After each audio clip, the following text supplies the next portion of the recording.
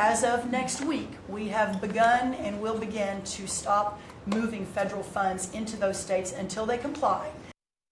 Now tonight, comments from USDA Secretary Brooke Rollins there. Rollins praised President Trump and moves that his team is making to cut back on fraud. This all centers around SNAP benefits. The Trump administration is threatening to withhold funding for blue states, Democratic-leaning states. That means, of course, that refuse to hand over personal data for SNAP users. But some of those states are pushing back tonight, including Michigan. News Channel 3's Princess Johnny Steverson is live in Kalamazoo. And Princess, this back and forth makes it even more difficult for food pantries to plan. And you also spoke to one of our local lawmakers who says this isn't about SNAP, it's about data security. Andy, Michigan's governor, our Secretary of State, the Attorney General, they're all Democrats, which means that Michigan is one of the states that could be at risk for losing its SNAP benefits as early as next week. Today, I sat down with State Representative Julie Rogers and a local food pantry who tell me they're concerned for Michiganders, but no matter what, they are prepared to serve their community.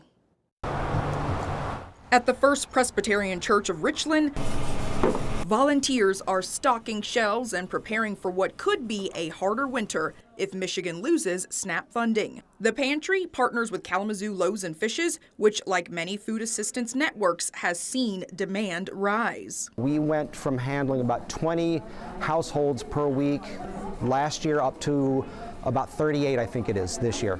Having already expanded hours and community resources for those who may have been working or in school during daylight hours, Goebbels says he and his team are ready to do it again if federal funding is cut. I represent around 91,000 residents in Kalamazoo, and 15,000 are on SNAP benefits. Before this new policy, there was a thing called Medicaid work requirements. So it's been a topic of conversation for several years. It has never been a conversation to feed people. The Trump administration says the funding threat is about fighting fraud. When we found 186,000 dead people's Social Security numbers being used, we had a couple of people receiving benefits in 6 states. We asked for all the states for the first time to turn over their data to the federal government to let the USDA partner with them to root out this fraud. But State Representative Julie Rogers says Michigan has been required to submit certain pieces of information for SNAP assistance all along. What gives me pause is this new wrinkle about Social Security numbers. And we all are very aware, we all probably know someone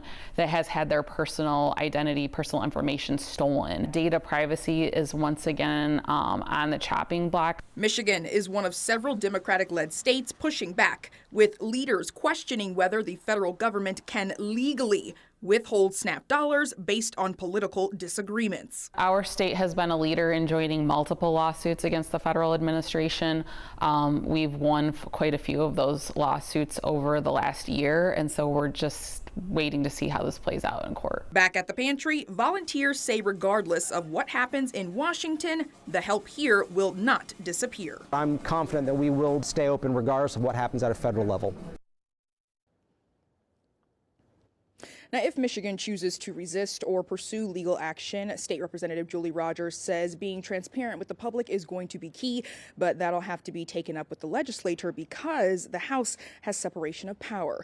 Of course, we'll continue to stay on this topic, bringing you the latest updates both on air and online at WWMT.com. Reporting live in Kalamazoo, I'm Princess Johnny Steverson, News Channel 3.